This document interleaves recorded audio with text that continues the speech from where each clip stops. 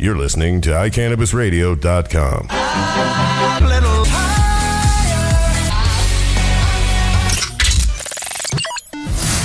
John Doe Radio. I got a swimming pool full of them pints of that purple. We pull up, I smoking, cup full of. I'm leaning. Tell a faint, try to stop, but I can't. Them cups keep calling and it's costing me a bank. We mud sippers every day, we pull up a pint. Leaning hard on the void, doing what you can't. Ain't another nigga fresh. Louis out the dresser, I'm foreign with the compressor. Molest the beat like I'm Chester. Outside flow record, 12 years and going. Green still growing, chain and ring still going. Outside flow record, 12 years and going. Green still growing, chain and ring still glowing. Outside flow record, 12 years and going. Green still growing, chain and ring still glowing. Showing boys how to hustle, it's time to boss up. 10 karat trauma make you put your cross up. Coming down, pop trucks around, they're coming down in them foreigns. Purple label rap Lauren, now with Big Creek we touring. So though when I'm on the road, you know I like to party. I've been drinking drinks since you was drinking 40s. Been thuggin', can't nobody tell me nothing. I've been a grown man since I had to start hustling. A pool full of them pints of that purple. We pull up, I smoking, cup full of. I'm leaning. I got a pint full of purple, I'm a cruising it. Get it, hugging on them corners like a fitted. Sipping on that batch, they got me itching. Rolling up that stain, got me looking fake busy. Shout out to my city, I'm all about that H, like that Hermes on her waist. Lil' mama know my taste, she been trying to sip a case. I just really need an 8. I remember paying $15 for an ace. Now that shit is out of rate. Make my homies send a package out of state. On the sneak shit, I'm waiting on the mailman as we speak. Me and Charlotte sipping oil, they got me going straight to sleep. It's ironic, we in dreams, try to do this every week.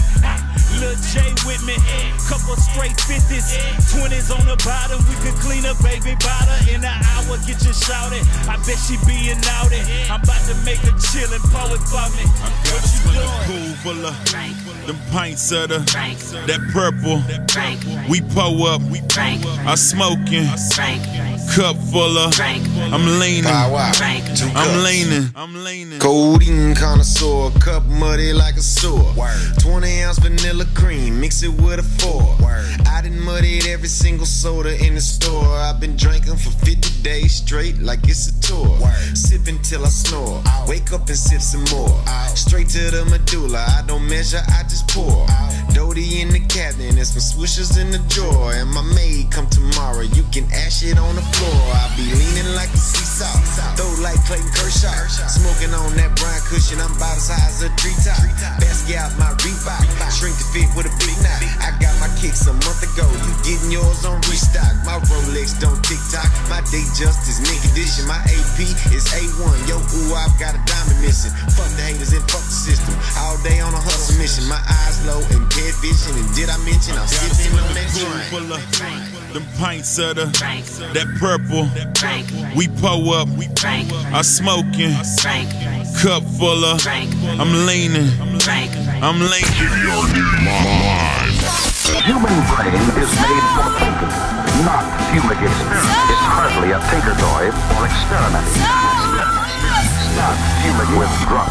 Why do we talk about marijuana? It's the single biggest drug that is a source of some confusion. This is really about educating the public about the fact that marijuana is a less harmful drug. Marijuana, that's to get high. You can be as high as you want. The prohibition of marijuana over the last 71 years has not actually prevented you from using marijuana. You feel weak. Closer to winning the war on drugs. I do believe there have been some successes. We will never arrest our way out of this problem.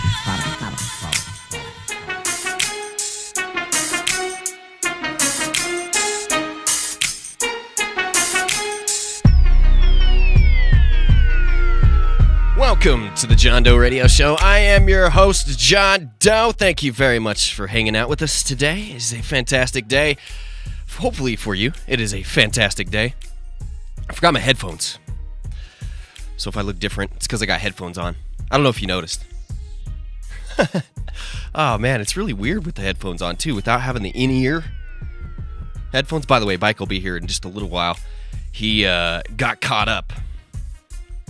Has to take care of some situations with the cup. So, cup entries and all that jazz. Yeah, see? All right, there we go. I turned my headphones up, actually, so I can now hear myself. Where do we start today? We may only do an hour today.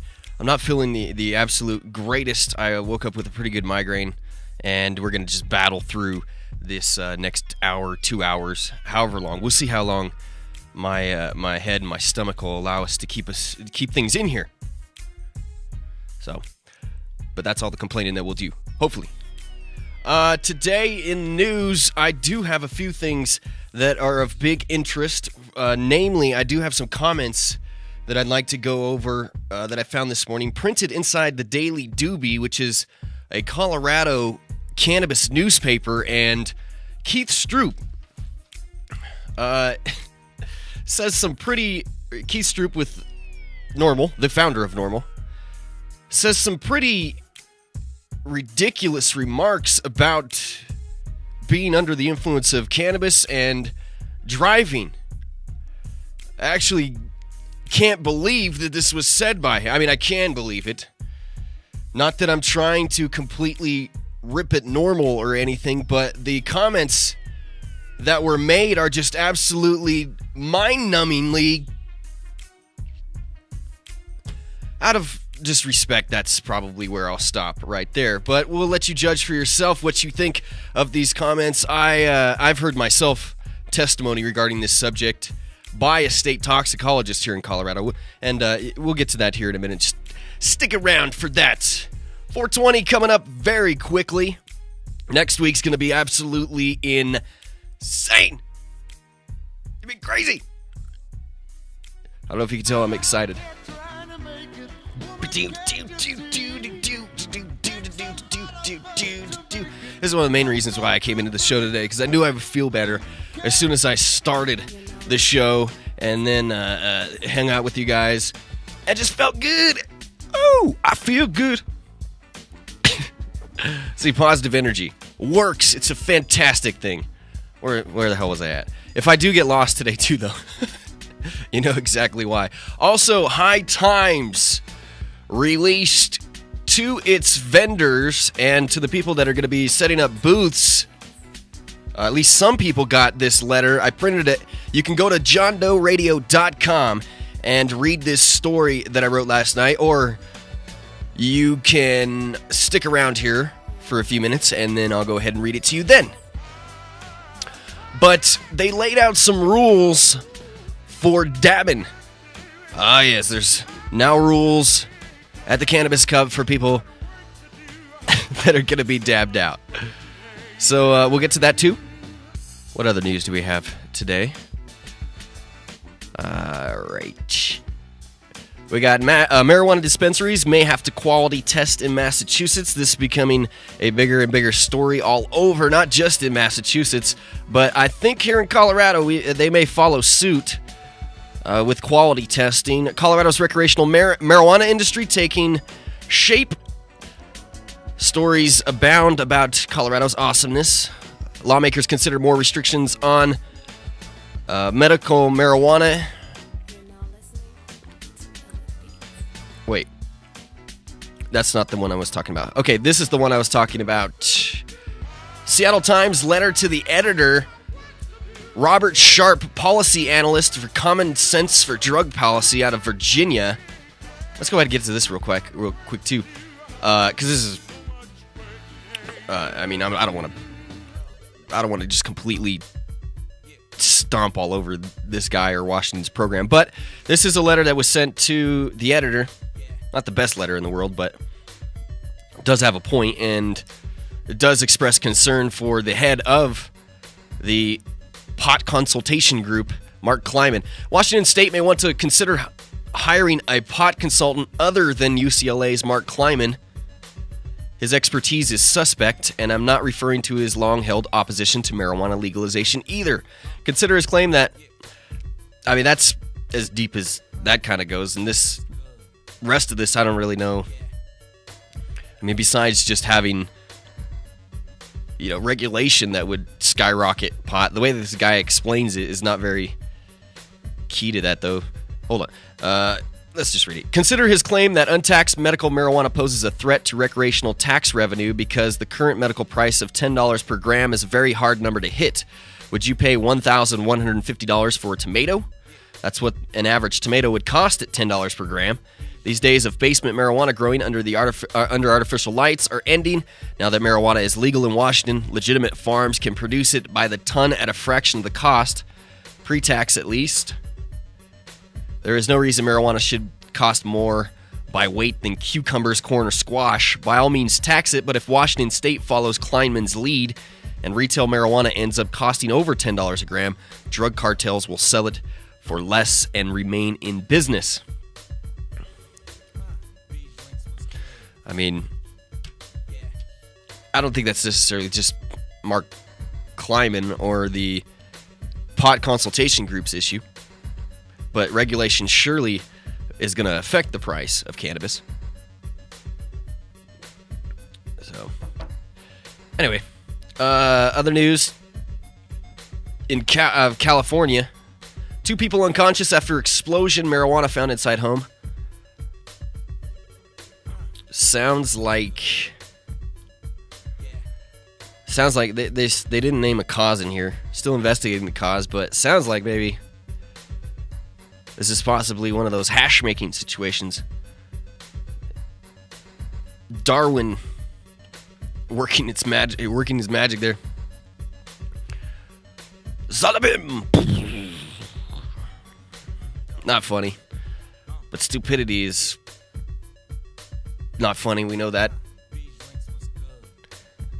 Anyway. I don't know what I was going to say there. I was going to say something funny, but it would have been just funny to me. You wouldn't have laughed.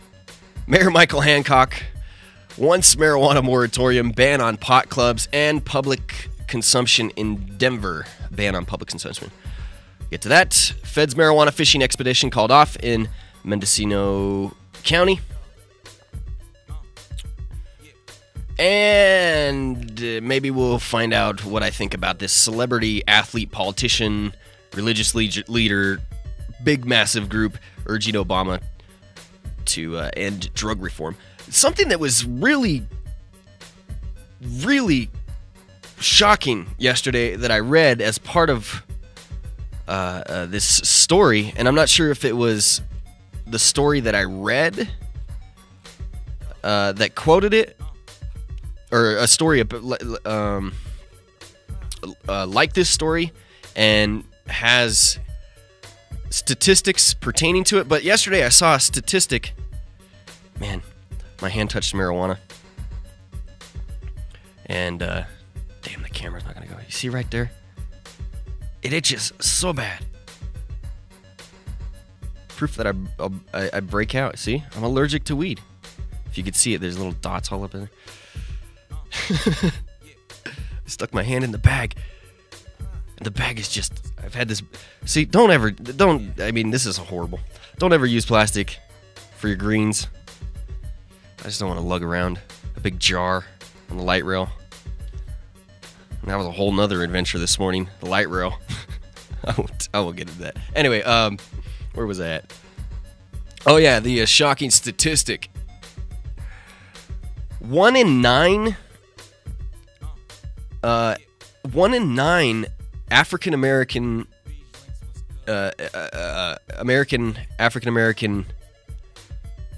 children have their parents, at least one of their parents, is in jail. Somebody please correct me if I'm wrong on that.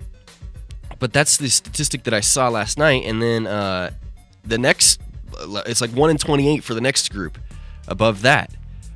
Which, I mean, I'm not insinuating anything here, but that there's something wrong with the system if this is the case. I mean, the system is obviously failing if that situation is going on.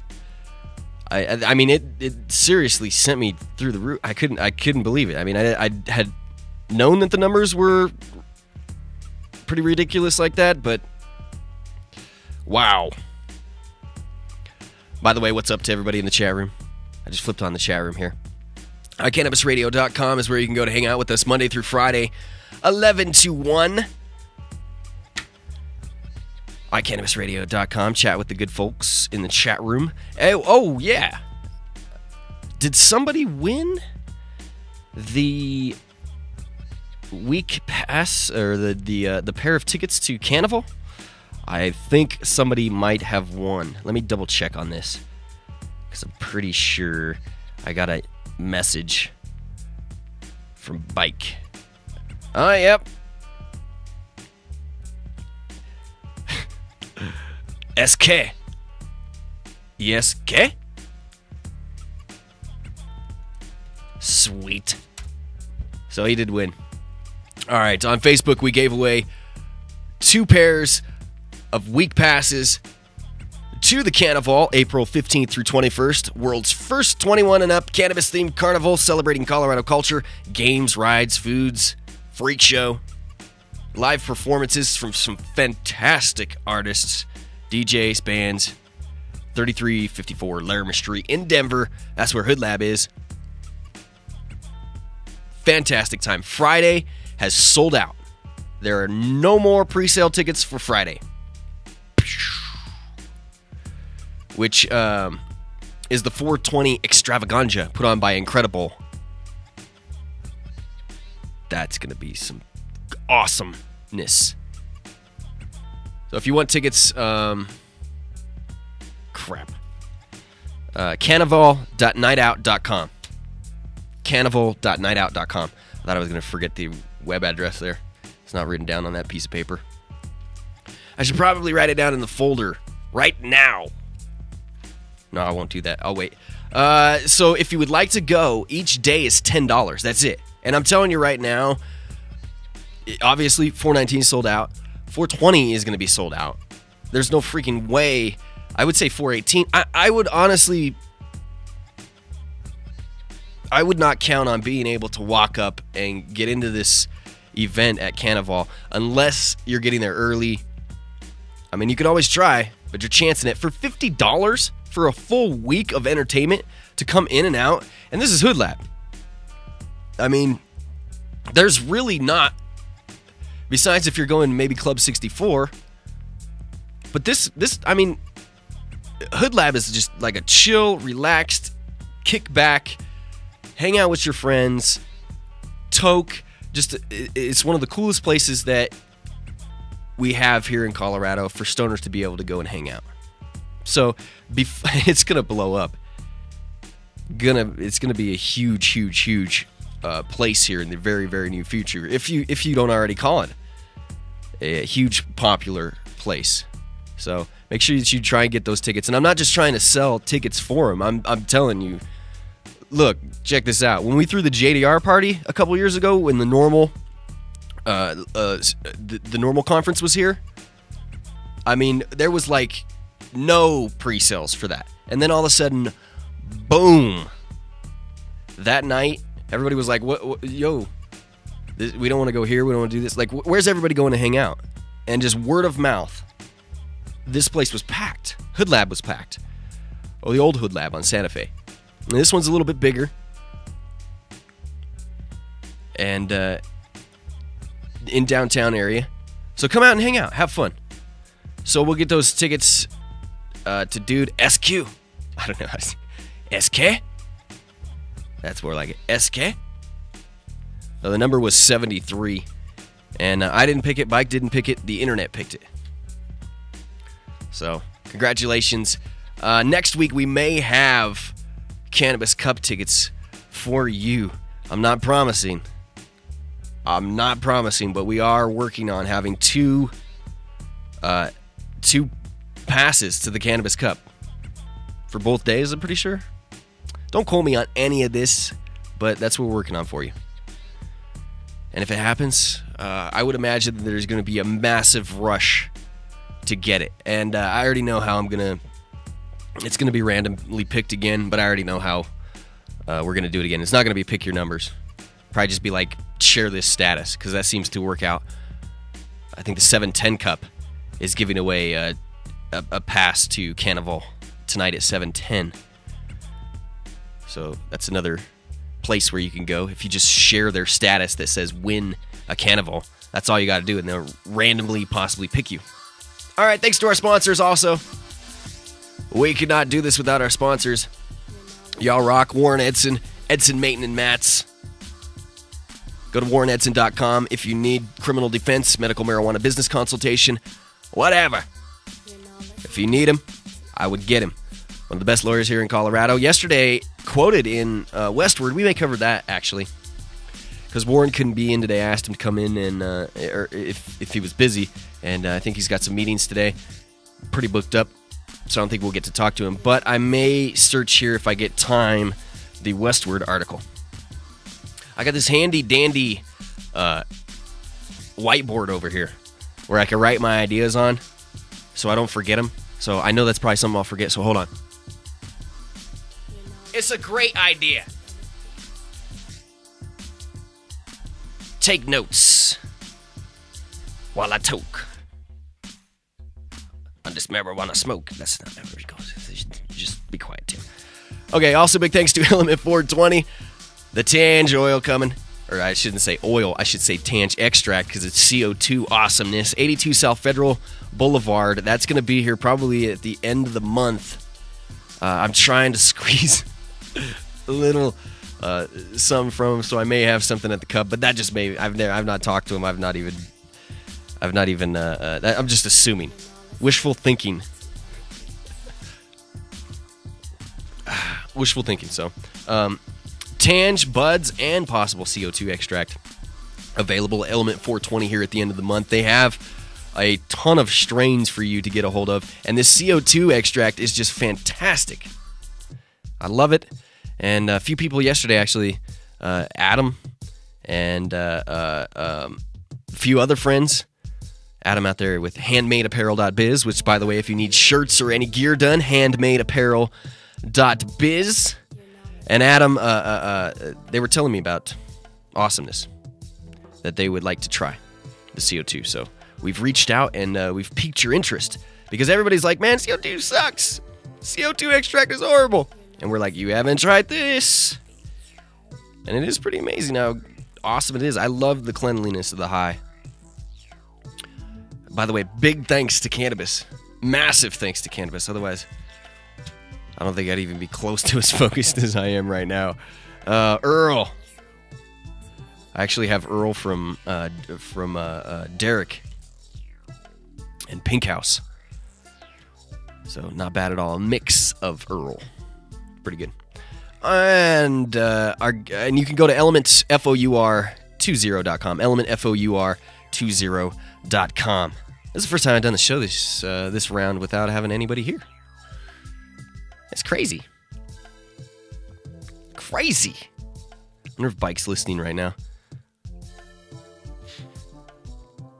All right. If you get a chance, send out the address, iCannabisRadio.com, iCannabisRadio.com, and pass us around.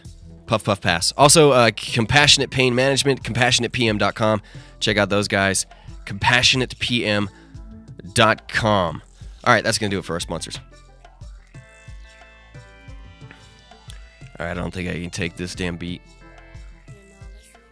That's enough of that. All right, let's get to the news.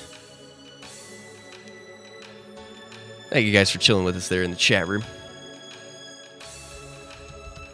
So the High Times Cannabis Cup, obviously going to be happening here in a couple weeks. We've talked about dabs on JDR a lot and how even the cannabis community is concerned with the effects of potent concentrates. Some exhibitors that will set up shop inside the High Times Cannabis Cup in Denver, which I'm going to go ahead and claim right now is the newly crowned recreational cannabis capital of the world. Next week, we're sent requirements for dabbing out attendees. Over 13,000 people, which I heard 16K yesterday. And what Bike was saying about the 4 roads being closed off around the Exdo Center, that's going to happen. Denver police are going to shut those roads off from my 99% sure understanding of it. So that's pretty crazy. It's going to be festival, a party and a half, man.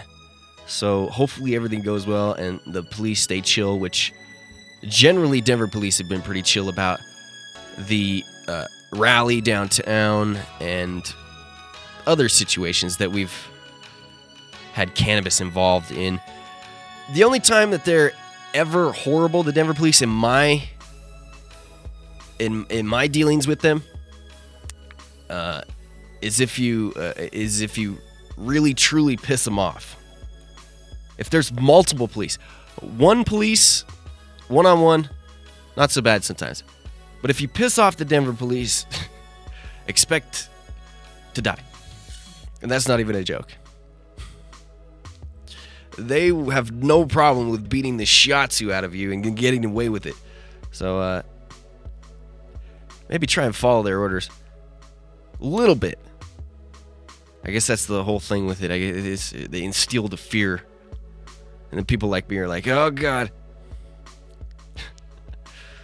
Last time I had a run-in with Denver police, I didn't get arrested. I got handcuffed, but not arrested. That wasn't too fun, though. Over 13,000 people have bought tickets to the landmark event, along with thousands of others coming in to celebrate the 420 holiday in the Mile High City. Vendors were sent this information by High Times. Quote, Trans-High Corporation. High Times, in its sole discretion, reserves the right to prevent a vendor from selling, exchanging, providing, or giving any item of any nature for any reason whatsoever.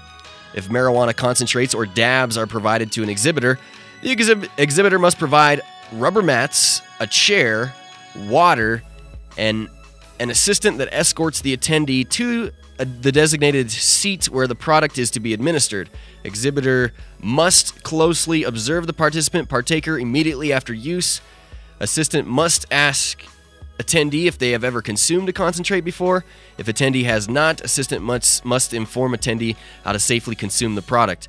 Assistant will then escort the attendee off the matted area before permitting another attendee to be seated and consume a concentrate in the designated seat. That's pretty crazy. Rules for dabbing. The High Times Cannabis Cup originated in Amsterdam and has branched out to include events in some U.S. medical marijuana states and moved its premier competition, an event, from Amsterdam to Colorado in anticipation that a massive regulated market will appear in Colorado and Washington in the coming years. Experts estimate legal marijuana sales will exceed $10 billion in the next 5 years. Over the next 5 years. It's pretty crazy. Actually, the number is like 16. Booyah shaka. We're going to try and update you with more news on JohnDoeRadio.com. Also, if you would like to get updated on more news, you can go to iCannabisRadio.com, and there's a tab that says Colorado News. There's a tab that says National News. And Greg, who we talked to last Friday here at the office, a great writer, updates that news daily. So make sure you check that out.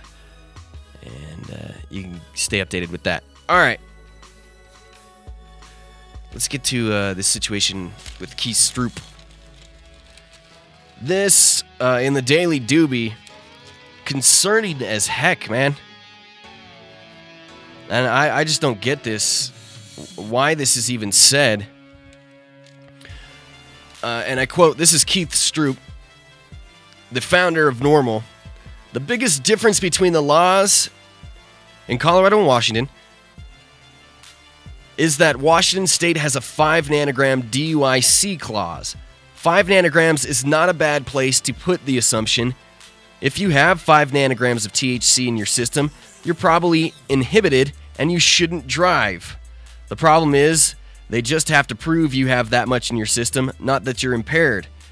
THC molecules adhere to the fatty tissue in the body, and stuff that we know. They may even test the amount in their system without have smoked. We need to work with states to develop testing that will measure levels of impairment, not just actual levels of THC. So that's, excuse me. So that's fine, finishing out that statement there and kind of trying to cover himself a little bit. But I mean, if this is quoted word for word completely, and I'll send Keith an email and ask him, like, I mean, I don't know, and ask for a deeper explanation of this. But why? I don't understand why this is okay. They think this is okay for them to say. I mean, if they're just trying to protect stoners, I understand that. But 5 nanograms is not a bad place to put the assumption. If you have 5 nanograms of THC in your system, you're probably inhibited and shouldn't drive. That is not true at all. That's not true at all. You can argue the fact that you shouldn't drive at all if you are inhibited. Yes, we'll agree on that. But at 5 nanograms, if you're testing, no.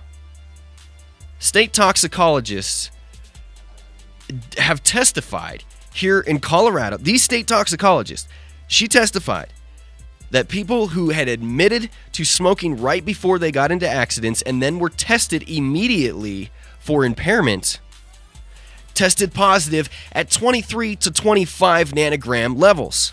23 to 25 nanogram levels. And not only that, but we also have William Breeze here in Colorado, who fantastic writer, fantastic journalist, writer there at Toke the Town, writes for Westward. He went in and had himself tested after not smoking for 13 hours. And here's the deal. This is going to be repeated. This science, and I make a point to say this science, people going in and setting benchmarks, this is going to be the norm. I mean, if I am wrong, it's one of the biggest things that I have probably ever been wrong about. Your sitting level at a regular toker, for a regular toker, 10, 15 nanograms. After 15 hours of not toking, that's where people are testing at their... That's where their nanograms are hitting. Now, the science of the situation, to sit down and explain it to legislators, there's so many arguments, and that's the problem, is there's so many different arguments. My argument, Keith Stroop's way of arguing it, which is along the way of extreme conservatives when it's talking about cannabis. I mean, 5 nanograms and 0 nanograms are basically the same thing. I mean, I don't know how you go from 0 to 5 nanograms. I don't know how you go from like 10 nanograms to 0. 0 to 10.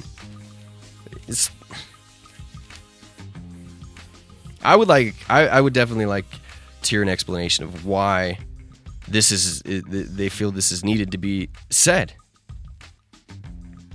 I mean, it really does throw us under the bus. It really, really does. Because, I mean, there's no science out there to prove that you're impaired at 5 nanograms. None. How do you think we saw that situation in Idaho, was it? We read that story the other day about the guy that ended up having his case dropped, the cannabis DUI case? Because they didn't have the science to prove.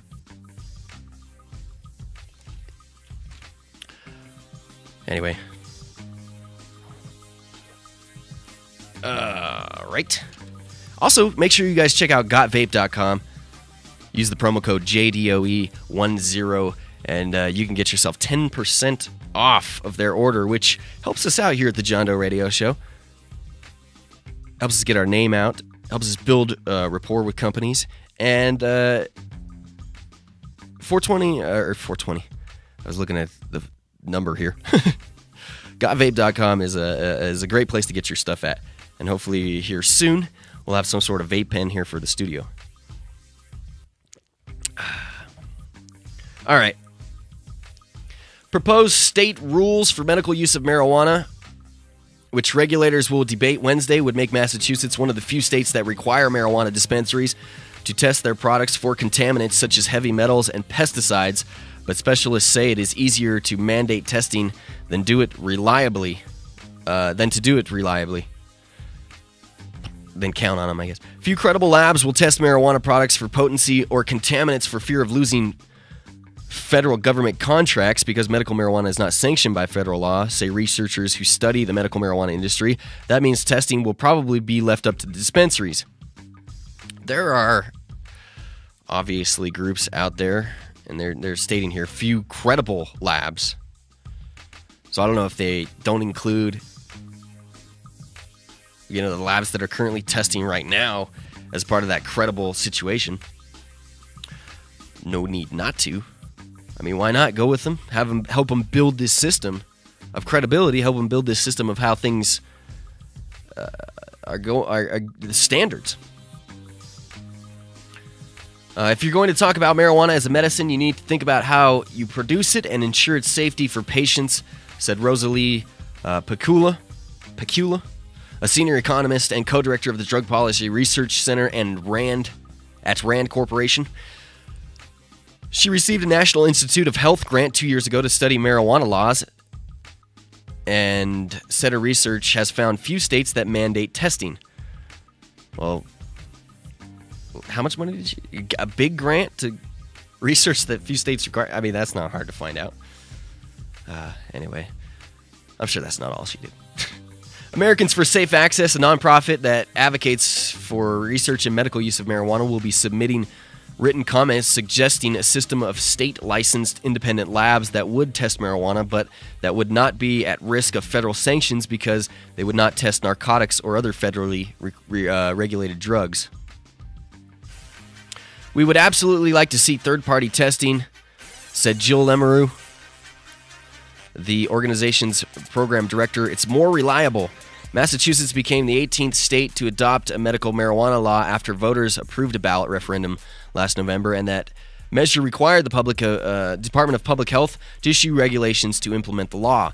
Last month, the department issued 45 pages of draft regulations, which say dispensaries are responsible for testing marijuana products for contaminants, including mold, mildew, metals, and pesticides, but did not specify how often. They also include a section on inspections of dispensaries known as medical marijuana treatment centers.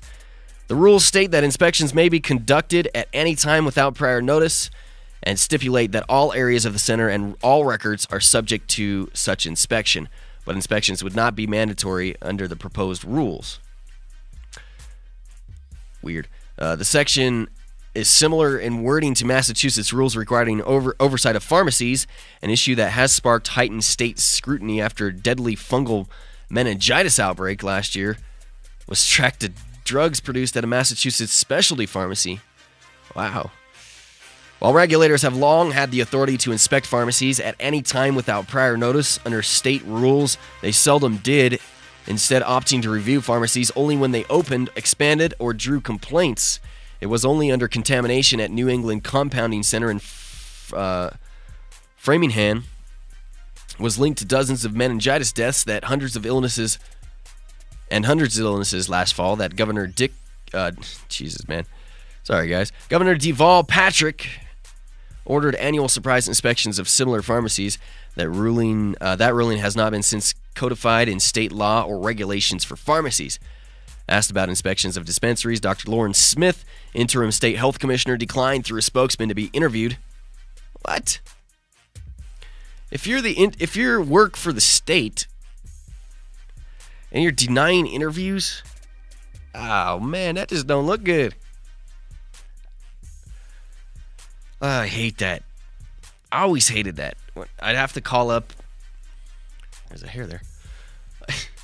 Yeah, I always hated calling up anywhere, whether it be police, city council, commissioners, any government office. When you're doing a news story or something, and you either can't get them to call you back because you know they're there, but you know they just don't want to talk to you, or they say no comment, or they can't comment on it, which is understandable if there's a lawsuit going on or something like that. But really, I mean, there's not much more frustrating as a citizen and as a news reporter.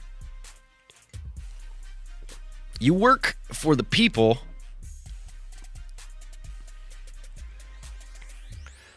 All right, moving on. I can tell you that the DPH, Department of Health, will conduct unannounced inspections on these facilities, just as the department does with pharmacies.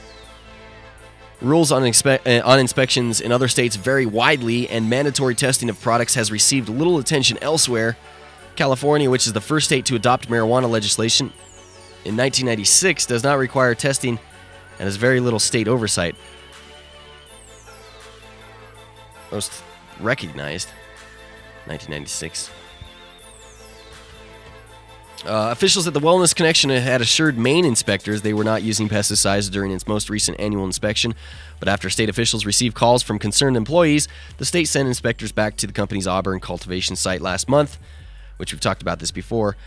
When we went back, this is a quote, "We opened every closet and every locked room, and field officers found pesticides."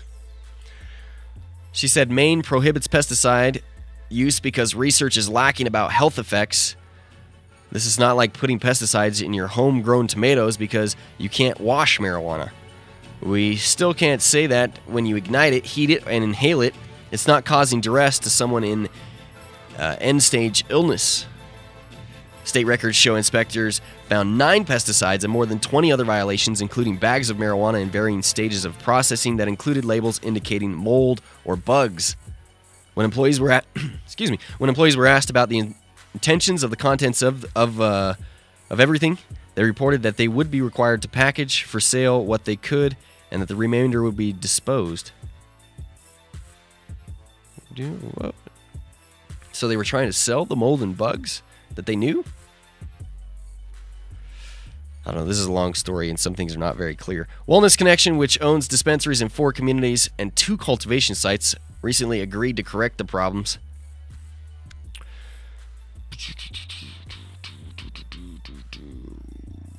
Quote, "Extremely complex issue due to our federal partners not recognizing marijuana as a legally allowed medicine, and then various barriers we have encountered around non-allowance of testing in labs that receive federal funds." Deep, man. Next story. People who plan to sell legalized recreational marijuana in Colorado will be spared the hassle and expense of having to grow it themselves, which we've talked about this, but it's a good thing to remind you guys about. Which,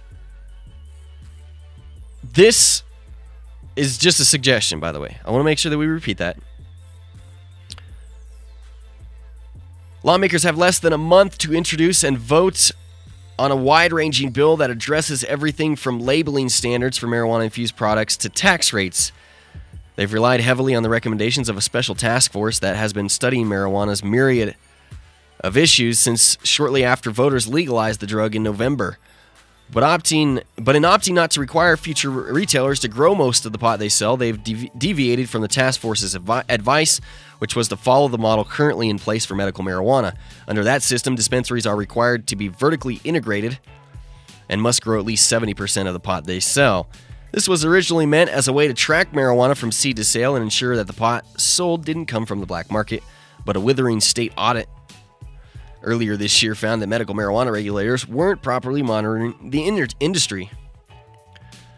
Regulators do not regularly determine compliance with other key features of vertical integration model, such as the requirement that dispensaries grow 70% of the medical marijuana they sell, the audit said.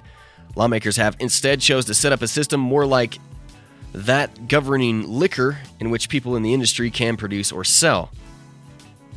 The decision taken on the committee's last day of work this Monday was met with mixed reactions by those in the marijuana community.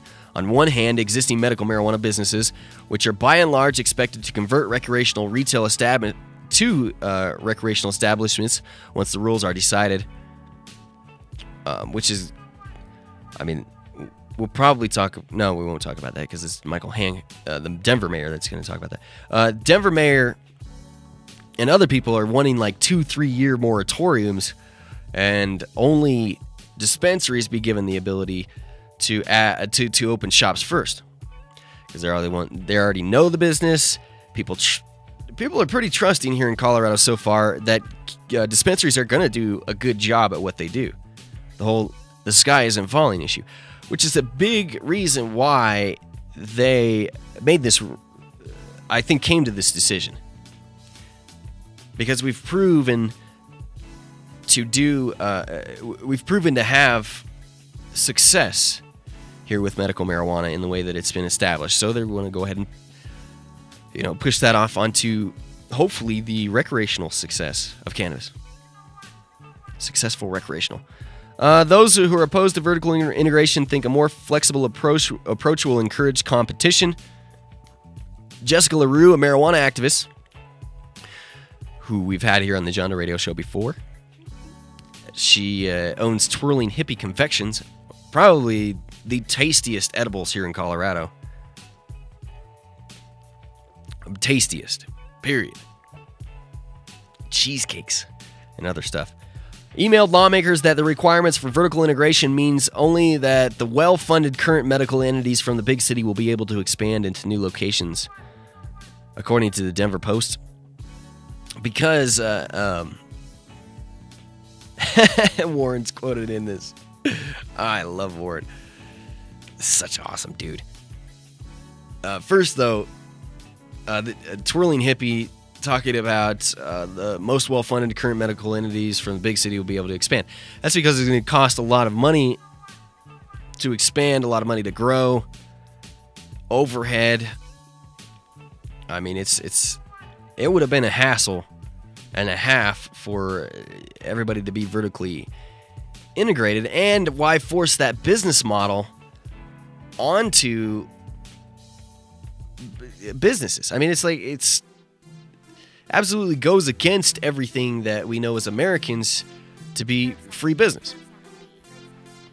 To make up your own business plan, succeed with that, prove that it works.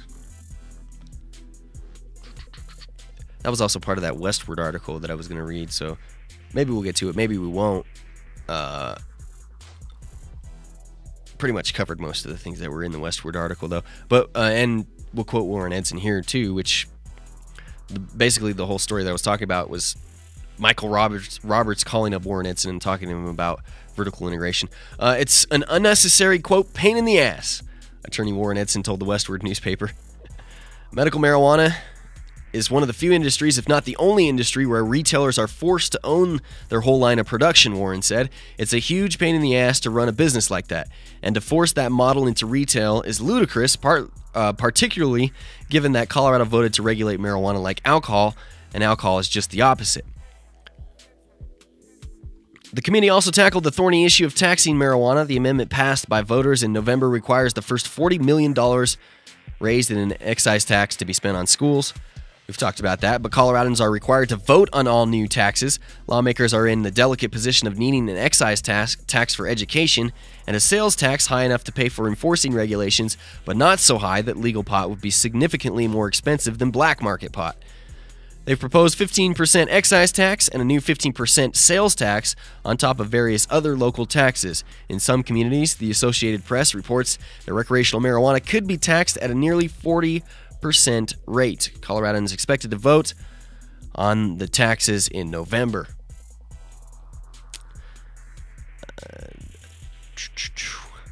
Man, that stumbles you when you think about how high of a tax that is. 40%, man. That's ridiculous. 10, 15%. 15% is high, in my opinion. Just 40% is just absolutely unreasonable. I don't know, man. Colorado hasn't been the greatest with raising taxes. I mean, as far as voting for raising taxes. Now, cannabis is a complete wild card on how they would vote for that. You would assume that, you know, people that voted for legalization here in Colorado, a big reason why they voted for it, number one, hopefully, is because they want people to stop being arrested for marijuana and punished for it. And two, to raise a lot of money, to build this industry into something that has a massive income flow to the state and other people, create jobs. So, Biddy-bidoo. I don't know.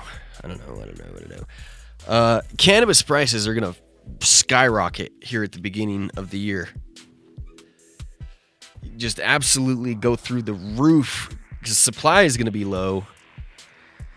And these taxes are going to just push it up even past that. The supply thing alone is going to be a problem for a lot of people. If you don't have a medical marijuana card, I can't see the dispensaries raising their prices too. I don't know. It's going to be interesting because I can't see dispensaries raising their prices too insanely much because, it's the market, but it's also still a patient-driven situation. You know, they don't want to drive away their patients, and I would hope that they wouldn't shove the patient price through the roof too. I don't know. The more I think about that, the whole market is just going to shuffle here in Colorado. It's going to be high at first, and then once everybody starts to get established and these massive grows installed, and then start getting stock out of those grows, cannabis will fall. The price of cannabis will fall. Yeah, I can't even imagine the amount of weed that's going to leave the state. It's already leaving the state right now. We're going to change everything just because of export.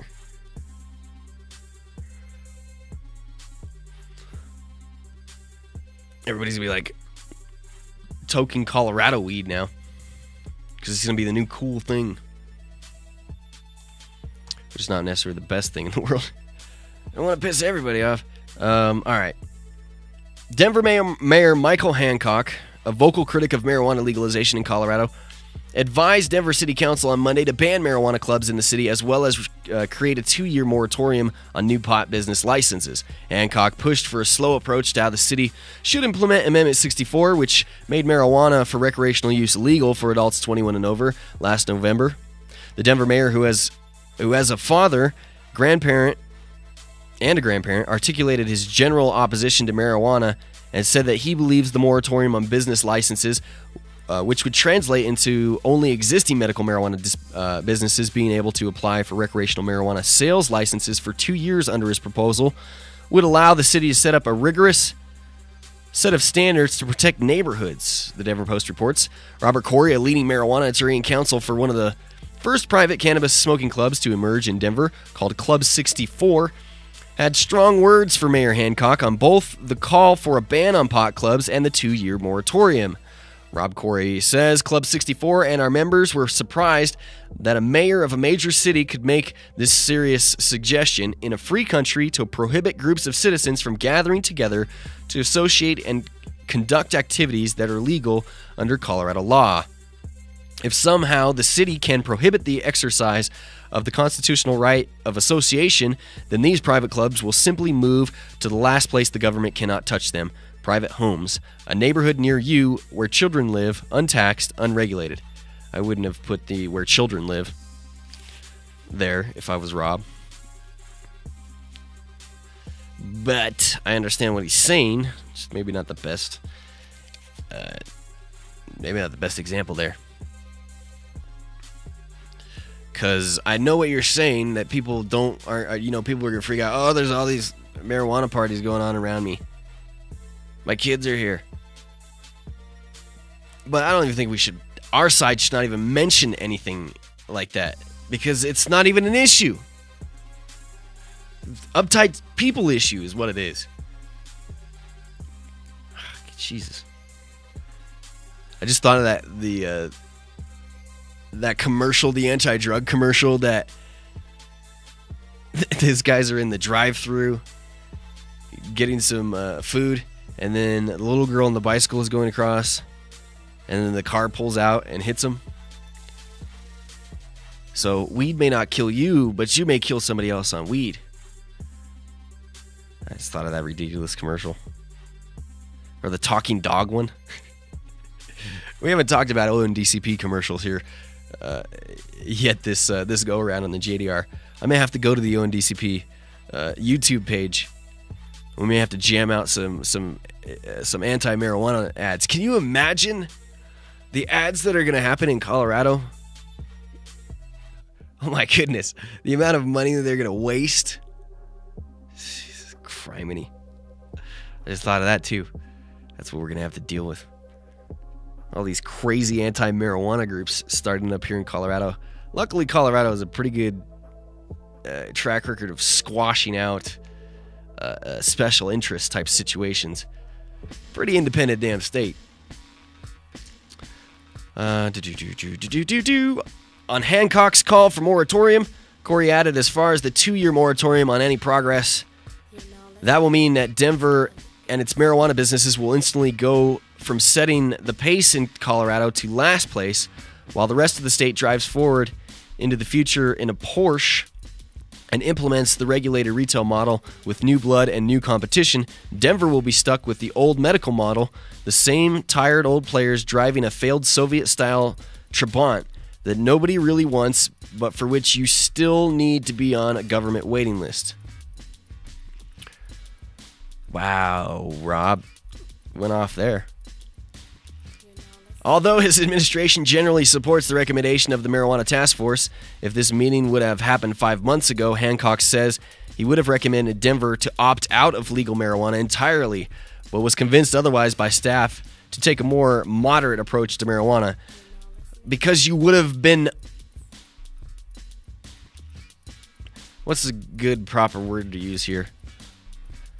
We won't be too harsh. Because you would have been ran out of town, probably. That may have been the lightest thing that happened to you.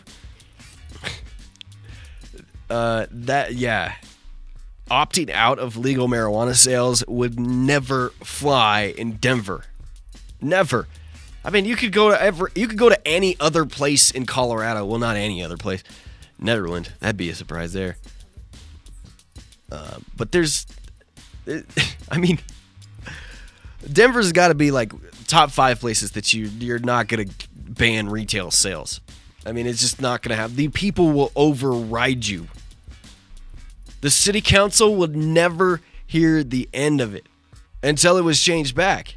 That is forfeiting an insane amount of money. It's an insane amount of money. Having a Denver residents go to other places. That's just insanity. Prohibitionist mindset. Like, we don't want any of the money. We're just going to ignore this, even though the per capita Denver is high as fark.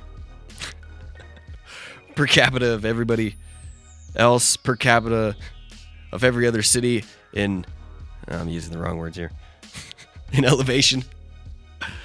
It's one of those times where I crack myself up and really nobody else probably laughed. Per capita, Denver is higher than any other state. Per capita, people. Per capita. All right, I'm sorry. If the city of Denver does opt in, Hancock writes that he supports a phase-in period of at least 2 years during which only existing medical marijuana licenses are issued under the new law, are issued licenses. Rigorous standards to protect neighborhoods, meaningful public hearing processes, ensuring that new retail marijuana stores are not allowed near schools or near other marijuana outlets, which, man, there are not going to be a lot of places to put stores. As soon as everybody gets in, there's going to be not a lot of places in Denver to put a spot with those rules. Depending on how far you have to be away from, how many thousands of feet you're going to have to be away from another store or a school or whatever it is.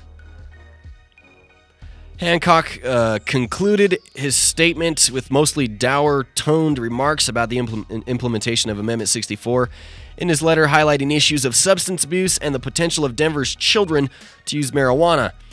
As a parent, I worry about how the increased presence of marijuana in our city will affect our children and our grandchildren. Despite a few lessons learned from medical marijuana, the long-term implications of that industry and the potential for an expanded industry will not be known to us for perhaps a generation or more. There is no denying, however, the potential for a negative impact on our kids, on their home lives, their health, and their education, and their future. We already know the toll substance abuse takes on so many of our residents. Sadly, many of them are parents. The cost of substance abuse on our healthcare system, our jails, and in our courts is substantial. I want more for all of our kids and for all our Denverites. Finally, as everyone who has touched this subject of late will attest, there are no easy answers to what we are facing. Amendment 64 calls for quick implementation, but we cannot sacrifice prudence for expediency. Denver's future depends upon us and the actions we take now. The future depends upon us. Actually, there are multiple studies, and in fact, I think 2 DEA judge, no, 1 or 2. I don't know. Anyway, there's DA judge, very well-known statement at one point had said marijuana is not a problem to our society. Marijuana is not detrimental to our society. I guess we use the 10-point word. We sound better. Probably closer to the quote, too. Marijuana is not detrimental to our society. So how the hell, over thousands of years, are we never going to see the fall of man? We've never seen it. But all of a sudden here, Denver legalizes weed. Then in a generation or two, everybody's going to die. It's not going to happen.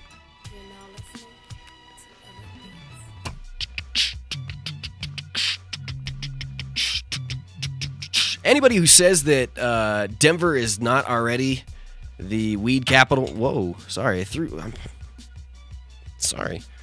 that pen at you.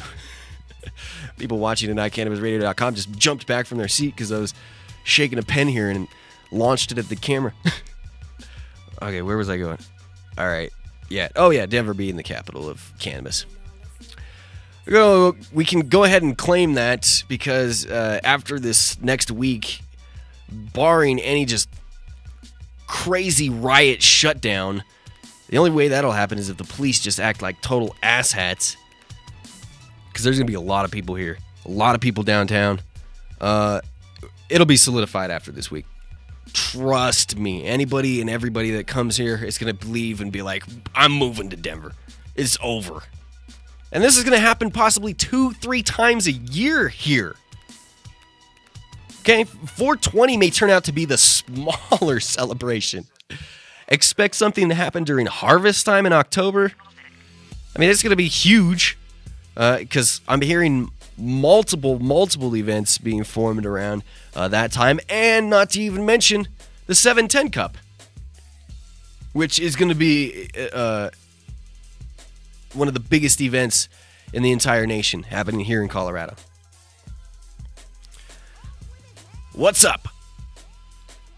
Start looking on Craigslist for places to stay here and then go visit them when you get here. That way, you know, you have a place to live. Anyway. I'm not filling up the party, even go down that road of explanation of things, of how difficult it could be to get a place here now. And especially if you have a cannabis record. I've heard that it's difficult for some people to rent an apartment. I guess Bike's not going to show up today. What the hell, man? Rest of this story continues. The city is indeed on a tight deadline to announce its intent on the regulation of legal marijuana. Amendment 64 calls for regulations to be announced by July 1st of this year and to be in effect by January 1st. But the state legislature has yet to come up with a set of regulations and standards, and adjourns in early May. From the way I understand it, if the state legislature does not pass for some reason or another, and we know there are idiotic situations that can happen with the government, ass-hattery, completely just dropping the ball. Like, who would have ever... President Obama even quoted, and never thought that we would have got into the situation that we got into with our finances and our budget, where the sequester would have happened. And it's like, never in my wildest dreams did I think this would have happened. You shouldn't have included it into the situation.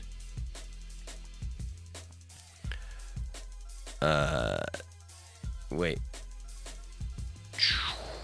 Oh yeah. Sorry, guys.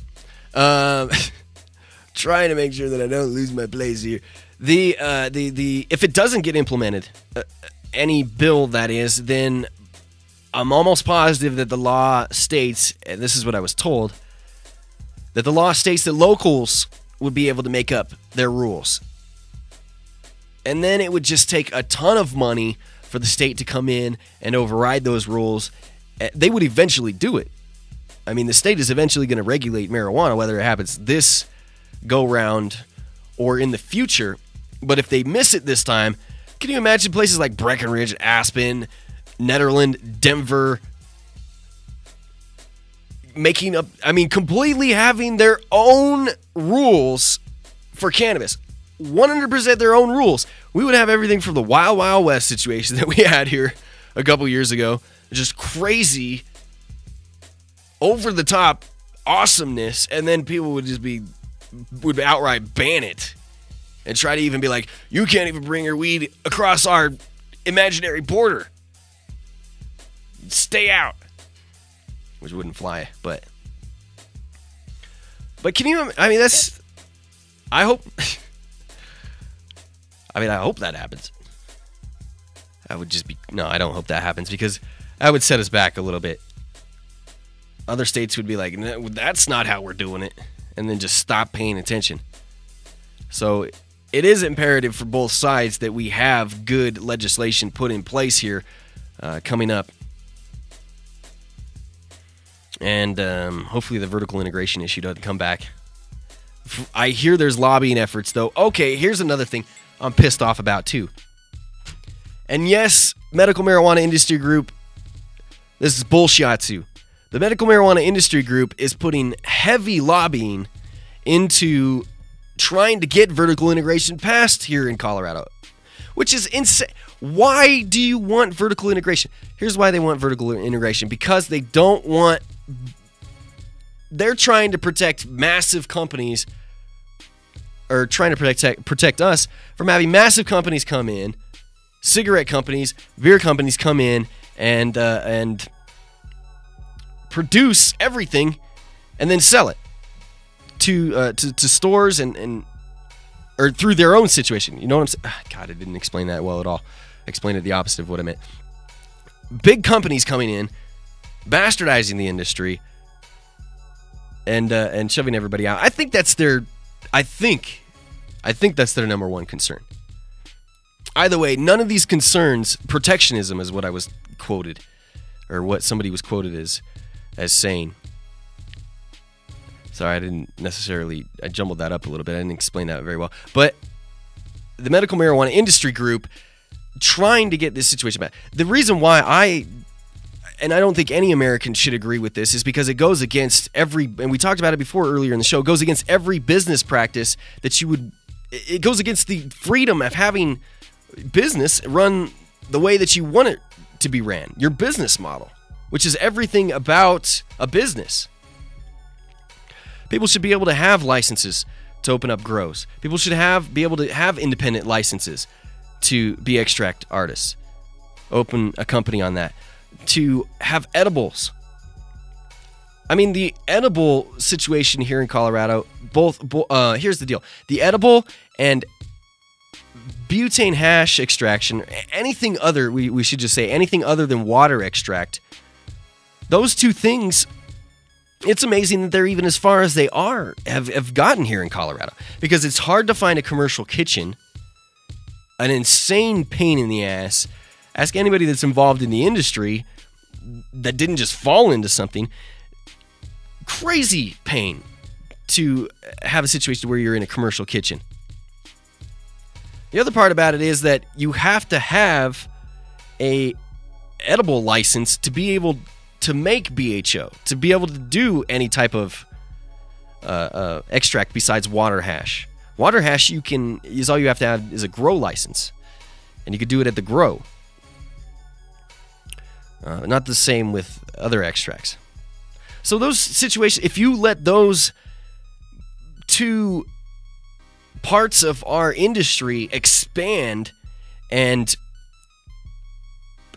evolve themselves, I mean, it sets a huge standard for everybody else in the country, and it solves an issue that we need to have solved here in Colorado. Makes it more safe, because these things will have their own separate, probably regulations with the licensing. So it upsets me quite a bit that the medical marijuana industry group would lobby for this.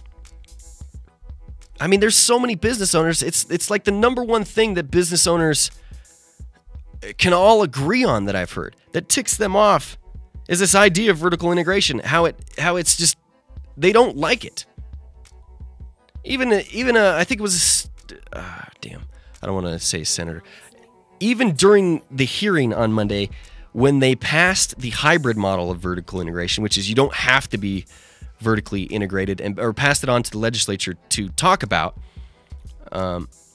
didn't require vertical integration. Even when they were sitting down talking to it, it became a heated event to sit down and talk about it, because so much was heard and letters sent from business owners that this was a bad idea, that some of these lawmakers felt rushed into making a decision about vertically integrating, suggesting vertical integration. So pretty much what I think that they want to do is, leave this hybrid model open to discussion, and it's going to be heavily discussed. Because here's the deal. If the medical marijuana industry group is lobbying for it to come back, I mean, what we want to happen is this to be ignored, for this to be just adopted in and not really talked about a lot. Here's vertical integration. You can either have a business that produces everything, or you don't necessarily have to have a business that produces everything, and other people can, have independent licenses. Let that just go. But if you have somebody heavily lobbying for it, especially someone on our side, and they're like, wait a second here. We should probably think about this and look at this a little bit more. The audit, I mean, are they just going to sit here and skim over the fact that the audit of the medical marijuana enforcement division was horrible, and think, oh yeah, we already talked about that. It's already, no, that's not over. It's not even not over at all. So there's another group to the list that we should probably get on the show and have them explain what the hell is going on. I don't think there are too many dispensaries part of the medical marijuana industry group here in Colorado anymore. I think... hold on. Before I say this, I'm going to fact check myself. Because I'm right, but I don't want to go ahead and say this or anything. Yeah. River Rock manufacturers, member of the nonprofit trade association Medical Marijuana Industry Group. Actually, let's see who's Medical Marijuana Industry Group. Let's see if they list off the dispensaries that are part of this organization. I don't see anything. The Medical Marijuana Industry Group, or MIG, was founded in 2010 to protect and promote the Colorado medical marijuana regulatory framework, serve as a responsible resource for policymakers, and protect the rights of medical marijuana patients. We are a medical marijuana trade association representing over 50 businesses in Colorado. MMIG envisions a world in which local, state, and federal laws protect medical marijuana businesses and patients are able to receive safe access to quality medicine.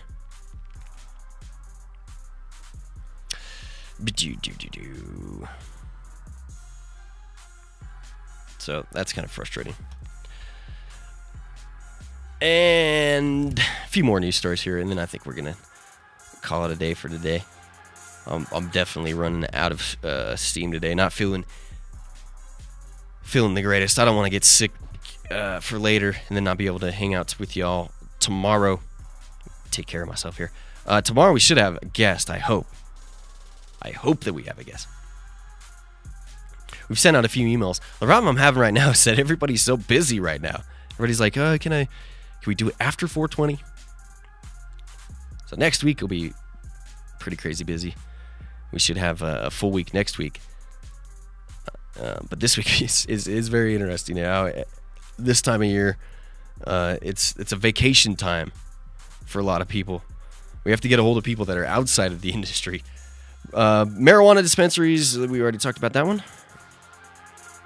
Out of Massachusetts. California news. The Fed's president-setting fishing expedition into Mendocino County's legal medical marijuana growers program has been significantly narrowed in scope. No personal identifying information from the county's famed 931 program will be released to U.S. Attorney Melinda Haig and her office. It sounds like some good news for Emerald Triangle growers who had come out of the cold to be part of the Sheriff's Office program, which permitted medical marijuana gardens of up to 99 plants with registration, inspection, and fees. Back in October, Haig's office sent out a chilling subpoena to the county demanding pretty much everything on 931.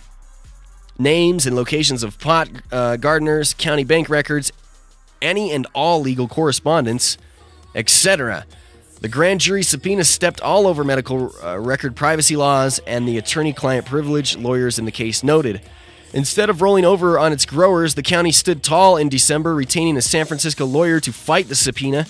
The county's council made a motion to quash the subpoena, but a hearing on that motion never occurred as both parties talked it out in private. Tuesday, Mendocino Supervisor John McCowan wrote to a group of affected parties that the county had reached an agreement with the rogue U.S. attorney. An agreement has been reached which voids the need for further court action, he wrote. No personal identifying information will be reported to the U.S. attorney. According to a report out of the closed session of the Mendo Board of Supervisors, April 9th, County Council issued the following statement. The Mendocino County Board of Supervisors and the United States Attorney's Office for the Northern District of California have reached an agreement on the nature and scope of documents to be provided to the federal grand jury pursuant to the subpoenas of October 23rd, 2012. The information to be provided will not include personal identifying information involving individuals. This consensus is reflective of the law enforcement needs of the United States Attorney's Office, as well as reflecting the public policy goals of the Mendocino County Board of Supervisors. Without personal information, it's still unclear what Ms. Haig is going to get, and we never know what we never knew what she was after in the rural pot-growing epicenter several hours north of San Francisco. Haig has helped run an 18-month-long federal crackdown on medical pot businesses in California, the height of which includes Mendocino's subpoena and ongoing forfeiture proceedings against Oakland's Harborside Health Center, the largest marijuana dispensary on the planet. More analysis as details come. That's good news. Fantastic good news for the good people of Mendocino County. Now we just need to get legalization in California and taken care of. Get you guys moving on the track to that. I mean, sooner or later, legalization has got to go through in California. Develop something that works for you guys. Propose it. And everybody agree on it. That's just crazy, John Doe. And what do P. Diddy, Cameron Diaz, Nicki Minaj, Ron Howard, and Mark Wahlberg all have in common? Aside from being ridiculously famous and wealthy, they all support the reform of drug laws in this country. More than 175 actors, artists, athletes, and elected officials signed on to an open letter to President Obama asking him to change our drug policy for laws from punitive, harsh jail times to one that favors evidence-based prevention and rehab. Mr. President, quote, "It is evident that you have demonstrated a commitment to pursue alternatives to the enforcement-only war on drugs approach and address the increased incarceration rates for nonviolent crimes." The letter reads, "Your administration has moved in the right direction by committing increased funds to drug prevention and treatment programs and supporting state and local reentry grants. We encourage you to continue your efforts and revamp policies of the last 30 years that have seen the prison population skyrocket. There have been more anti-cannabis, more raids, and in my opinion, a harsher stance on weed than during the Bush years. So, I mean, this encouragement is great that this is going through, and it's great to hear celebrities more and more come out with their voices in this. Attract attention from... here's the deal, and why this, I think, is cool. It doesn't necessarily going to change the lawmakers' minds on anything, having, 175 actors, artists. But this did get in the news, and this was passed around a lot, and they are making people aware, look, there's ridiculous rules out there. It's okay to talk about it. We're talking about it. We're famous people. We've got careers on the line. It's, everybody smokes weed. It's silly for us to even be worried about being put on this paper. We also, of supporting reform, making it okay, basically. Non-taboo is what this basically accomplishes. Because I am definitely one of those people that's like, you ever hear a celebrity trying to push their thoughts onto you, or their vote for this person, vote for that person. I'm like, geez. I mean, their opinion is valid, it counts, but way too much weight put on what some celebrities think.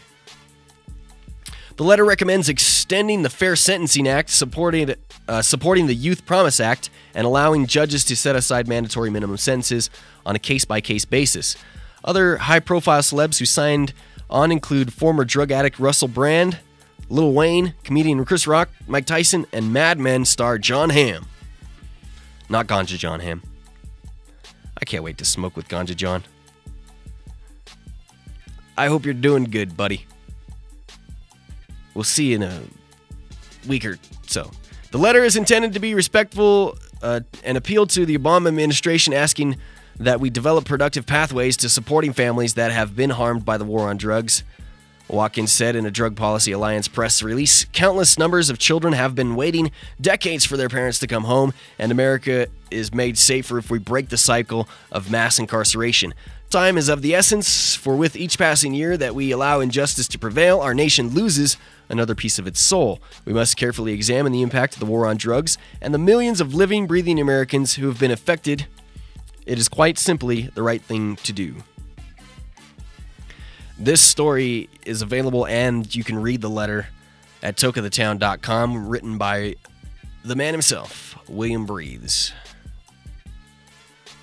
So, as I said, take it for what you will.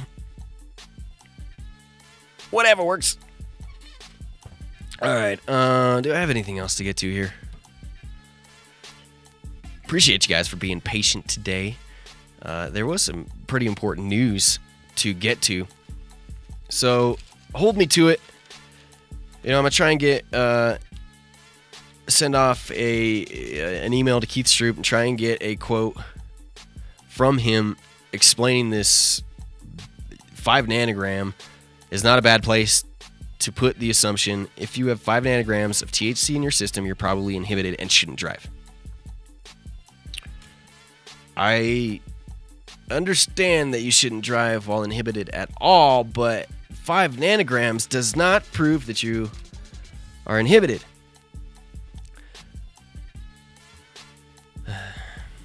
And we also covered... I wonder if Warren's available. Let me see. Let me try and get his attention. He's in the other room. I think he's on his phone, though. Hey, Mr. Warren! You got time? He might have time. I'll hang on here for a minute. I'll ask him basically what he... We've gave a lot of quotes. I'll ask him what he thinks of... what he thinks is going to happen with this regulation here in Colorado. Real quick. He can help me fill some time. I've been talking to myself all day. Man, I'm actually like, I'm it probably sounds fine, but I'm struggling inside my head right now. So bringing you in is a fantastic idea at this point. Oh no, what's up, man? Warren Edson from Edson Mate & Mats, WarrenEdson.com. Real quick, just to ask you about the Amendment 64 task group. What, in your opinion, is going to be the most talked about thing, or what are you most concerned about when it comes down to these discussions? Like, what do you think the legislature is going? How are they going to handle it and make this bill? There's three questions there. I frankly don't know how they're going to do it in the time frame they have at this point.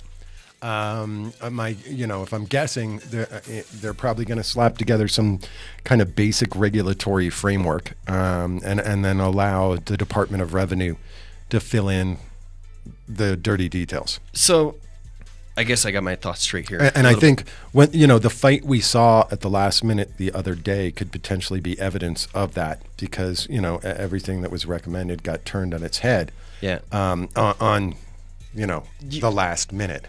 Here's what I meant to really ask here. You had mentioned a process that this was going to happen, how this was going to happen, like bills that got voted unanimously got sent in one direction, and bills that didn't, or rules that got voted unanimously to be sent off to the legislature would get at one talk, and then rules that weren't unanimous got another. Well, what's supposed to happen is the Joint Task Force was supposed to absorb the Amendment 64 Task Force recommendations and have their staff statutarize the recommendations, meaning turn them into statutes, i.e. laws, and add all the legal mumbo-jumbo, and make sure they mesh with other laws and that there's the proper language in there. And then that would be introduced by either a senator or a congressperson, either in the Congress or the House. And if it was introduced, Senate or the House. If it was introduced in the House, then the House would vote on it. If it was approved, it would go, and the House could make amendments to it while it was in the House. If it was approved, then it would go to the Senate to be voted on. If the Senate approves it as is, then it goes to the governor for signing. If the Senate makes modifications to it, there's a determination by folks whether or not it's modified enough to be required to go back to the House to get voted on. If it's modified just a little, it just goes to the governor. If it's modified a lot, it goes back to the House and gets re-voted on. And all this has to happen before the first week of June, and they have to allow for public comment. And frankly, nobody's really written it. Yeah, that's what I was confused about, because I thought that there was going to be pretty much a draft bill, sent to the legislature. I mean, pretty much that they would, not really discuss a whole lot, but they actually have to form this whole damn thing. Like, I mean, there's people probably assume that they're going to be making more rules than they are. The Department of Revenue is going to be making up a lot of the detailed rules, but the legislature is just doing framework. Yeah, when we saw that, I mean, the example we can look to is medical marijuana, because we saw 1284 come out and toss down a regulatory framework, and then we saw the Department of Revenue, which at that time had its own 25-person advisory panel. Even that was pretty heavily. I mean, they had way more time to come up with that though than they did this, and it was a lot more detailed than I think that any of this is going to get. Yeah, and this has to do a whole lot more than that did. Yeah. So, God. But anyway, I mean, we then saw the 77-page recommendation come out of the Department of Revenue, and that became the micro rules for medical marijuana. And then the next year we saw 1043 pass, meaning another set of regulatory framework. But we've never seen the micro rules for 1043. They've never actually made them, which was part of the... If folks don't know, while we're doing all this recreational marijuana Amendment 64 stuff... the Department of Revenue is also rewriting the MMJ rules. And you heard me say the MMJ rules because they never wrote the framework for 1043, and they realize there's a number of changes that need to occur in the MMJ rules. Yeah. One final one for you here. This is about the High Times Cannabis Cup. The 4 streets around the Cup are going to be closed, from what I understand. Denver Police is going to be closing those. 13,000 to 16,000 people have tickets. Public consumption is obviously going to be probably an issue at some point. How do you think that Denver is going to handle this influx of people into that area. I mean, that area has got a lot going on during the next week. And 419 and 420, it's going to be packed. Well, a couple different side notes before we talk about that area, which I want to get back to. Overall, the city of Denver over the last 4 months or so has taken a much harder stance on public consumption. Yeah. And are reminding a number of people that it's a $100 fine plus court costs plus 16 hours of community service, with the real kicker being up to 15 days in county jail. Yeah. And they are very straightforward, saying if you take us to trial and lose, we will ask for 15 days in county jail. And so I don't know. I mean, the overall city has cracked down a bit on public smoking. It's going to be fascinating to see what happens 420 week and whether that crackdown continues or whether there's kind of like a beer fest week blind eye to the situation. I can see that happening. Well, I can and I mean, I can and I can't. We certainly bend over backwards for folks during beer fest. Much to the chagrin, meaning hatred, of many local businesses who don't like having people throwing up in their flower boxes. But, man, like a month and a half ago, 2 months ago, I'm on the board, the neighborhood board of the neighborhood where these events are being held, or some of them. Mm-hmm. And as part of our neighborhood board meeting, one of the other board members, who's a former city attorney in Denver and retired, brought up the fact that he used to handle a ton of prosecutions around Beer Fest week, and that it was just, a nightmare for him as a city attorney because there were so many drunken disorderly cases, so many public intoxication, open container. Wow. And he actually threw back to me, do we have to worry about this at the Cup? Not saying that weed is bad, but actually saying, we've had really bad ramifications from these alcohol festivals, and is it going to be the same deal? And do we need to get the neighborhood prepared? At the time, my answer was no, and people don't have the same behaviors necessarily. Yeah. But man, that neighborhood, that's going to be a lot of people into that neighborhood, and there's no way folks aren't going to be pissed off, meaning neighbors, just sheer flux of... too many cars, too many people parking, not the weed streets factor. Closed now, which is not going to make some people happy. They'd be like, how do I get to my house? Like 420? I mean, they're going to have to deal with it because, as I said earlier, I think that, 3 times a year that this is probably going to happen in Colorado. Maybe not the extent of 420 now, but there could be a 710 and a Harvest Festival that rival what's going on at 420. Well, and hopefully the city and actually some of the merchants will pull together numbers so that they can, say, hey, the reason for this being a pain in the ass is because the city made a shitload of money. Yeah, exactly. And because that same neighborhood gets shut down September 7th for an event that's one of the state's largest car shows, and it's sponsored by Pabst Blue Ribbon. Okay. And it has a lot of punk rock bands and rockabilly bands. And I mean, almost the same exact. It might be shifted a block, but it's that same huge chunk. Yeah. And there's not a whole lot of complaints about that. So it'll be interesting. Obviously, Albus Brooks, the city council person for that area, is well aware of what's up. And I guess we're going to see. It's going to be crazy. That it is. Yeah.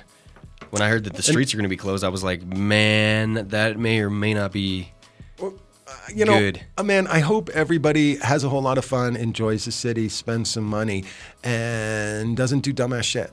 I mean, if this ends up like after the Broncos win the Super Bowl and people turn cars and protests or stuff like that, that will result in bad stuff happening legally here in Colorado in the future, and they will crack down like nobody's business. I told them all not to mess with Denver police when you're coming here because you may end up dead. And that's not even like... I mean, Google search it. I have a lot of friends on the force, I dare to say, but at the same point, oh man. Yeah, I don't mean to put you in the bus. If LA hadn't come around in the 80s and provided the world with an example of the world's worst police force, Denver would still have that title. I mean, because until the LA stuff went down, you know, most people considered Chicago and or Denver to have some of the worst, most corrupt police forces.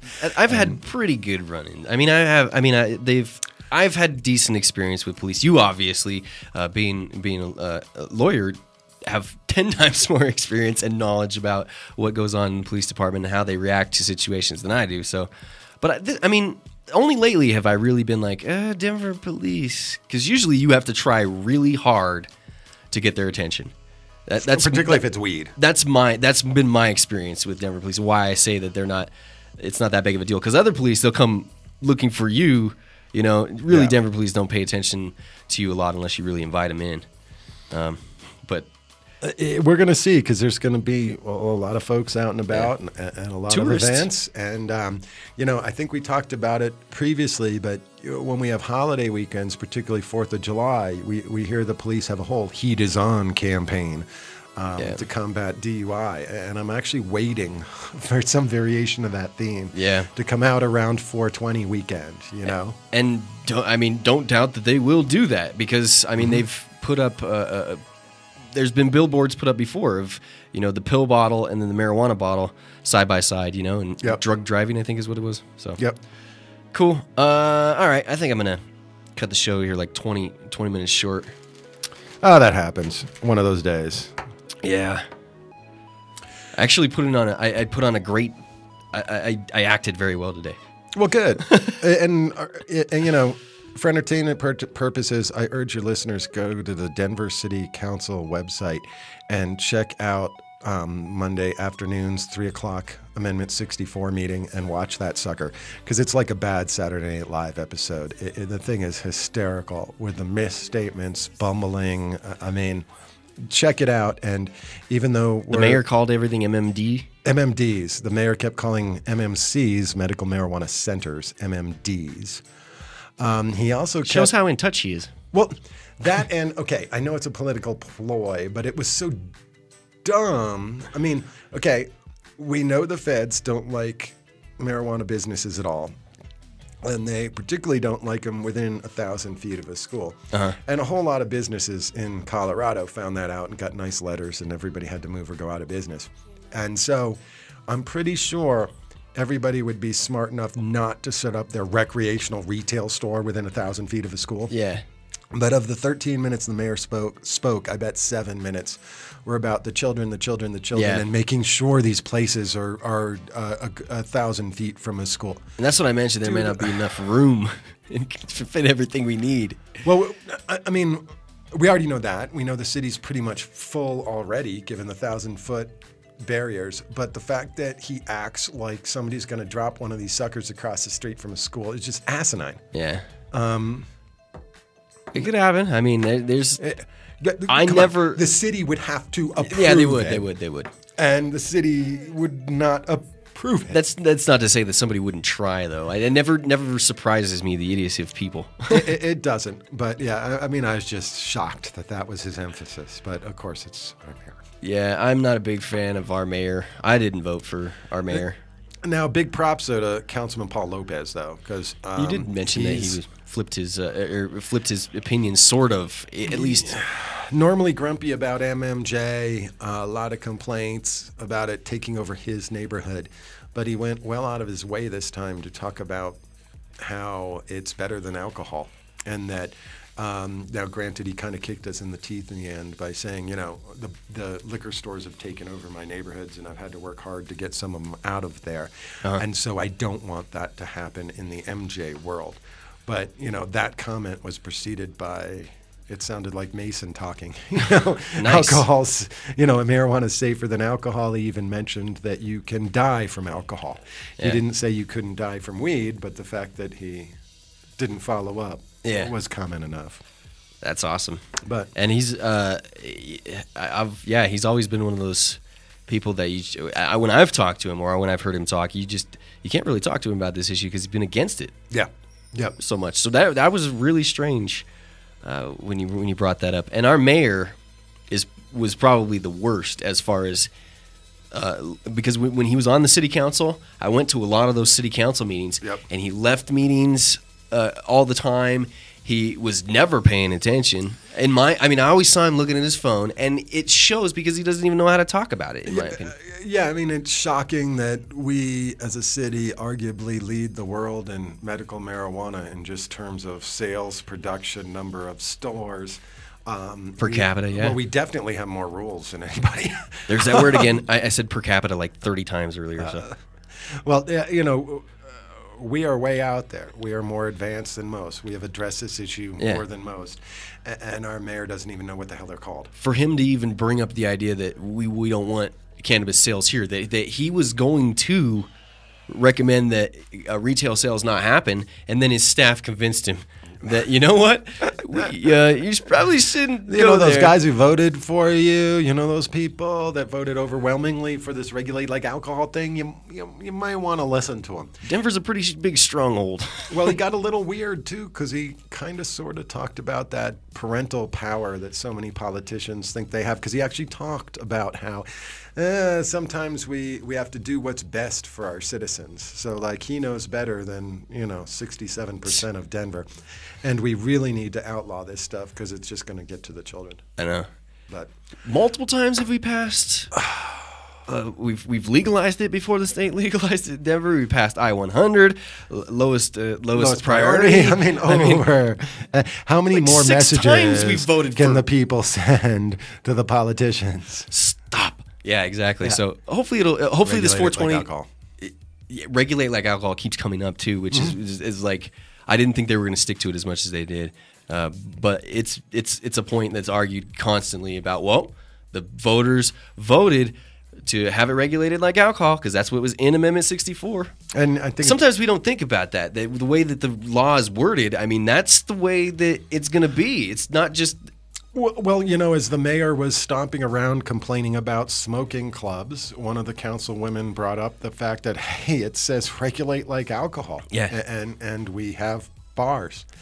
And it was tough. She didn't do a great job of explaining what she was trying to say. Mm-hmm. But by the end, it became apparent that she was saying there are going to be folks that want to use recreational marijuana but can't use it in their home or apartment either because of HOA restrictions or housing restrictions, or they're staying at a hotel restrictions, and that without giving them an outlet, a place to use it like a social club or a smoke bar, you're forcing them to be criminals. And it was impressive that a city council person said that, because we obviously hear that from activists all the time, but to have her say that was impressive. Yeah. The Daily Caller quoted you a couple times out of your Westward article, I think. Oh, they actually here's the pain. They vertical integration quoted you, quote, pain in the ass. Well, that's the thing. Anybody that's actually spent a few minutes talking to me knows that Michael Roberts probably did too good a job directly quoting me. Normally reporters, censor my language or change it a little. But Michael didn't. But I think that, I don't know, I like it. I like how you discuss the issues. I like how you address the issues. It's, in my opinion, obviously we have lots of, warriors, soldiers on our side that Rob Corey is one of those that sticks his neck out and is big, boisterous, big words and freedom. I was trying to find the quote that he had earlier because I wanted to read it to you real quick, but typical Rob quote here, and but I think with you it's a down to earth compliment to Rob's way of doing things, and then it's lucky that we have so many different people that can cover so much different ground. Seriously. And honestly, I mean, like, if people want a lawyer that is going to be, realistic. Thanks for the paid ad, but anyway. He's like, yeah, but there's not a lawyer that I would call if I'm mistaken. Thanks, I thought I was going to have to call you this morning. Okay. They don't know it was you yet. They don't. But we won't say, and not that you'd ever give a false idea. But, crazy day and crazy week. It's worth checking out that city council thing because it's like no other. And to have Matt Cook get thrown under the bus like that, it was fascinating on both ways. That said, the reason there's a delay at Med is the goddamn cities, okay? Yeah. And it's that these folks don't have certificate of occupancies and haven't gone through all their zoning requirements. Yeah. So for the city to act like the delay's Med fault, was a little ludicrous. But, Yeah. you know. Yeah. I agree. Well, thank you very much, Warren. No problem, Tim. We'll find out this 420, and hopefully we'll find out how big the future is going to be this 420, and how successful this goes. I mean, if it's a successful big ass event that goes down, that the police are cool with, everybody coming here is cool with, one of the most amazing things that we are ever going to be able to see is the building of this. Well, and if soccer mom and dad are cool with, because I mean, the big question for me is, you know, in the past, the city's kind of put up with these activities and antics, and it was illegal. And I'm interested to see if now mom and pop soccer people are going to be like, okay, you guys now have it legal. Why are you throwing it in my face and having this big festival? And I don't know. I mean, I don't know the answer to that question. Whether they'll still be like, whatever, it doesn't matter, no harm, no foul, or whether they'll be like, okay, come on, grow up. Because we don't have open container festivals for booze. Yeah. I mean, you know, part of Beer Fest isn't a big protest in front of the Capitol with everybody with open beers saying, we should be able to walk around with our beers. And you'd get arrested. It's going to change. I mean, I don't. Those protests are going to probably happen less and less, and the events are going to happen more and more. Yeah. And so we've evolved. It's going to be seriously interesting. So we'll see. Well, yep. Have fun, everybody. Don't do anything stupid. Okay. Or, I realized that open and publicly stupid. Yeah, I was completely out of it today too, and I do realize that I probably did break a rule. Whatever. Not a heavy rule. Later. Civil? Was it civil? It was civil, right? It was civil. No, let's not. Don't. I plead the fifth. You have a right to remain silent. I know. Listen to your lawyer. The first time. That's why you have them. All right. Have yourselves a fantastic day. Tomorrow, hopefully, we'll be talking business on the John Doe Radio Show. I'm going to try and get either Chloe Villano on the phone or somebody to talk about the business and how things are going on the banking side, how things are going on the setup side for planning for this recreational situation. And really right now, there's not going to be a lot that people can set up or ideas, framework. Before the framework gets put into play, what I'm really looking for is, you know, what are these dispensaries? What are these companies doing to jump right on top of things at the beginning of the year without even knowing some of the rules right now? So people are really concerned about how everybody's going to get cannabis. They're concerned about the supply, obviously, being an issue. And as I said before, it's going to cost a lot more at the beginning than it does now. Until we meet again tomorrow, I'm John Doe. Sorry, Bike couldn't make it. He's busy. He's got very important things. I think he was taking care of some stuff for the Cannabis Cup. All right, have a good day. I'm your host, John Doe. Trying to think if I forgot anything else. See ya.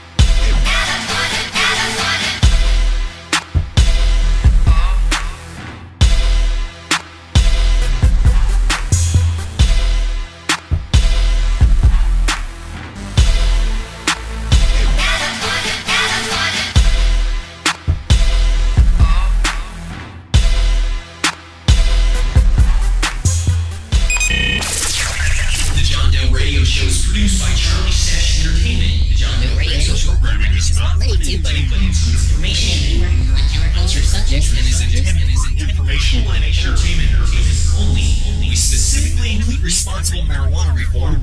Rights. Listening to anyone but your mother is just plain stupid.